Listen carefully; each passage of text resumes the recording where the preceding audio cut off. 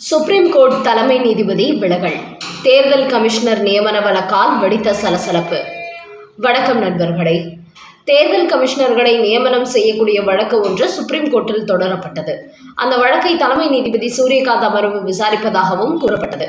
ஆனால் இன்று தலைமை நீதிபதி சூரியகாந்த் அந்த வழக்கு விசாரணையிலிருந்து தான் விலகிக் கொள்வதாக அறிவித்து பரபரப்பை ஏற்படுத்தியிருக்கிறார். அதாவது கடந்த 2023ஆம் ஆண்டு தலைமை தேர்தல் ஆணையர் மற்றும் தேர்தல் கமிஷனர்களை பிரதமர், மக்களவை எதிர்க்கட்சித் தலைவர், சுப்ரீம் கோர்ட் தலைமை நீதிபதி ஆகியோர் அடங்கிய குழு தேர்வு செய்து அவர்களை நியமனம் செய்ய வேண்டும் என்று உத்தரவிடப்பட்டது. ஆனால் அதையடுத்து 2023ஆம் ஆண்டில் மத்திய அரசு ஒரு புதிய சட்டம் கொண்டு வந்தது. அதில் பிரதமர், மக்களவை எதிர்க்கட்சித் தலைவர், மத்திய அமைச்சர்கள் ஆகியோர் மட்டுமே தேர்தல் கமிஷனர்களை நியமனம் செய்யும் குழுவில் இடம்பெறுவார்கள். சுப்ரீம் கோர்ட் தலைமை நீதிபதி இடம்பெற மாட்டார் என்று திருத்தம் செய்யப்பட்டது.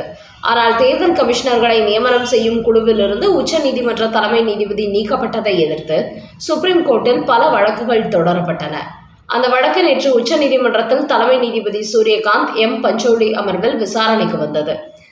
இந்த தேர்தல் கமிஷனர் நியமனம் சம்பந்தப்பட்ட குழுவிலிருந்து சுப்ரீம் கோர்ட் தலைமை நீதிபதியை விலக்கிவிட்ட நிலையில் இந்த வழக்கை நான் விசாரித்தால் அதில் எனக்கு சுயநலம் இருப்பதாக பலரும் குற்றம் சாட்டுவார்கள் என்று அந்த வழக்கை தான் விசாரிக்க மறுத்துள்ளார் தலைமை நீதிபதி சூரியகாந்த். அதற்கு மூத்த வழக்கறிஞர்கள் அப்படி யாரும் சொல்வதற்கு வாய்ப்பில்லை என்று கூறியதோடு இந்த வழக்கு விசாரணையிலிருந்து நீங்கள் விலக்கிக் கொள்ள எடுத்த முடிவும் நல்ல முடிவுதான் என்று கூறியுள்ளார்கள். அதையடுத்து தலைமை நீதிபதி சூரியகாந்த் இந்த வழக்கு குறித்த விசாரணை நான் இடம்பெறாத அமர்வில் நடத்த பட்டியலிடப்படும் என்று சொல்லி ஏப்ரல் 7ஆம் தேதி இது குறித்த விசாரணை வேறு நீதிபதிகள் அமர்வில் நடைபெறும் என்று அறிவித்திருக்கிறார். இப்படி தேர்தல் கமிஷனர் நியமனம் சம்பந்தப்பட்ட குழுவில் தலைமை நீதிபதி மத்திய அரசு நீக்கி இருப்பதும், அது குறித்து வழக்கு விசாரணைக்கு தனது அமர்வில் நடந்த போதும் இந்த விசாரணை குழுவில் தன்னை சேர்த்துக் கொள்ள வேண்டாம், என்னை அந்த குழுவில் சேர்த்துக் கொள்ள வேண்டும் என்று தான் சொல்வது தனிப்பட்ட முறையில் விமர்சனங்களை ஏற்படுத்தும் என்று தலைமை நீதிபதி சூரியகாந்த் விலகி இருப்பது டெல்லி வட்டாரங்களில் கவனம் பெற்றுள்ளது. அடுத்த செய்தி. நீதித்துறையின் ஊழல். 8ஆம் வகுப்பு பாட புத்தகத்திற்கு தடை போட்ட சுப்ரீம் கோர்ட். 3 பேருக்கு கொடுத்த தண்டனை. NCERT 8ஆம் வகுப்பு பாடப்புத்தகத்தில் நீதித்துறையில் ஊழல் என்கிற பெயரில் ஒரு பாடம் இடம்பெற்றிருந்தது. உச்சநீதிமன்ற நீதிபதிகளை கடும் அதிர்ச்சிக்கு உள்ளாக்கி இருக்கிறது. 8ஆம் வகுப்பு படிக்கும் பிள்ளைகளுக்கு நீதித்துறை ஊழல் நிறைந்தது என்று எப்படி பாடம் கற்பிக்கலாம் என்று ஆவேசமடைந்தார்கள். அதையடுத்து கடந்த பிப்ரவரி 26ஆம் தேதி அந்த புத்தகத்திற்கு உச்சநீதிமன்றம் தடை விதித்தது. வெளியிடப்பட்ட அனைத்து புத்தகங்களையும் திரும்ப பெறுமாறு கூறியது. இதுபோன்று படிக்கிற பிள்ளைகளின் புத்தகத்தில் பாடகங்கள் வைப்பது ஒட்டுமொத்த சமூகத்திற்கும் நீதித்துறையின் மீது அவநம்பிக்கையையும் அச்சுறுத்தலையும் ஏற்படுத்திவிடும் என்று சொல்லி NCERT இயக்குனர் மற்றும் பள்ளி கல்வித்துறைக்கு செயலாளருக்கு உச்சநீதிமன்றம் நோட்டீஸ் அனுப்பியது. அதோடு இந்த பாடத்திட்டத்தை உருவாக்கியவர்கள் மீது நீதிமன்றம் அவமதிப்பு வழக்கு தொடரவும் முடிவெடுத்தது. அதையடுத்து இந்த வழக்கு குறித்து மார்ச் 11ஆம் தேதி நீதிமன்றம் சொன்ன தீர்ப்பில் நீதித்துறையின் ஊழல் என்கிற அந்த பாடத்தை எழுதிய 3 நபர்களுக்கும் நீதிமன்றம் கட்டுப்பாடு விதித்தது. அதாவது இவர்கள் 3 பேரும் மத்திய அரசு மற்றும் அனைத்து மாநில அரசுகள், யூனியன் பிரதேசங்கள், அரசு நிதி உதவி பெறும் அனைத்து பல்கலைக்கழகங்கள், நிறுவனங்களில் எந்த தொடர்பும் வைத்துக் கொள்ளக்கூடாது. அதையடுத்து இந்த 3 நபர்களும் நீதிமன்றத்தில் ஆஜராகி விளக்கம் அளிக்க வேண்டும் என்று உச்சநீதிமன்றம் உத்தரவிட்டது. ஆனால் இப்படி இந்த 3 கல்வியாளர்களுக்கும் தடை உத்தரவு போட்டிருப்பது பல்கலைக்கழகம் மற்றும் அறிஞர்கள் மத்தியில் விமர்சனங்களை ஏற்படுத்தி இருப்பதோடு அவர்களுக்கு இப்படி ஒரு தண்டனை கொடுத்ததை நீதிமன்றம் மறுபரிசீலனை செய்ய வேண்டும் என்று கோரிக்கை வைத்துள்ளார்கள். ஆனால் உச்சநீதிமன்றமோ நீதித்துறை குறித்து தவறாக சித்தரித்தால் என்ன நடக்கும் என்பதை அனைவரும் புரிந்து கொள்ள வேண்டும் என்பதற்காகவே இந்த தண்டனை, இந்த உத்தரவை கண்டிப்பாக திரும்ப பெற மாட்டோம் என்று நீதிபதிகள் திட்டவட்டமாக கூறியுள்ளார்கள். அடுத்த செய்தி. அனுமதி இல்லாத சமூக வலைதள பதிவுகள். தமிழக தேர்தல் ஆணையர் அர்ச்சனா போட்ட தடை. தேர்தல் நடத்தி விதிமுறைகள் அமலுக்கு வந்ததை அடுத்து தமிழக தேர்தல் ஆணையர் அர்ச்சனா பட்நாயக் பல தடை உத்தரவுகளை பிறப்பித்து வருகிறார். அந்த வகையில் யாரேனும் அரசியல் கட்சிகள் வாக்காளர்களுக்கு இலவசங்கள் மற்றும் பணப்பட்டுவாடா செய்தால் அது குறித்த தகவலை உடனடியாக பொதுமக்கள் தேர்தல் ஆணையத்துக்கு தெரிவிக்குமாறு சமீபத்தில் ஒரு செயலியை அறிமுகம் செய்தார். அதில் தங்களது புகாரை பதிவிட்டால் பறக்கும் படையினர் உடனடியாக சென்று அது குறித்த நடவடிக்கையில் ஈடுபடுவார்கள் என்று தெரிவித்தார். அதே போல ஆளுங்கட்சியான திமுக எந்தவித நலத்திட்டங்களையும் நிறைவேற்றக்கூடாது, அரசு பணத்தில் விளம்பரங்கள் செய்யக்கூடாது என்று பலதரப்பட்ட உத்தரவுகளை கடந்த சில தினங்களுக்கு முன்பு சென்னையில் உள்ள தலைமை செயலகத்தில் நடந்த ஆலோசனை கூட்டத்தில் தெரிவித்திருந்தார்.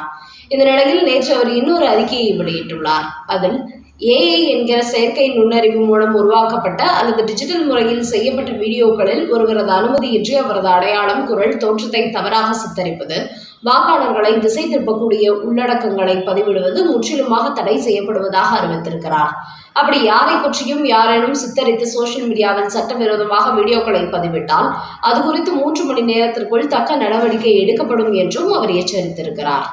இந்த நிலையில் தேர்தல் நடத்தை விதிமுறைகள் அமலுக்கு வந்த பிறகு பொதுமக்களுக்கு எந்தவித இலவச பொருட்களையோ பணமோ கொடுக்கக்கூடாது என்ற கட்டுப்பாடு இருந்த போதும் பல கட்சிகளும் அதை சத்தம் இல்லாமல் செய்து வருகிறார்கள்.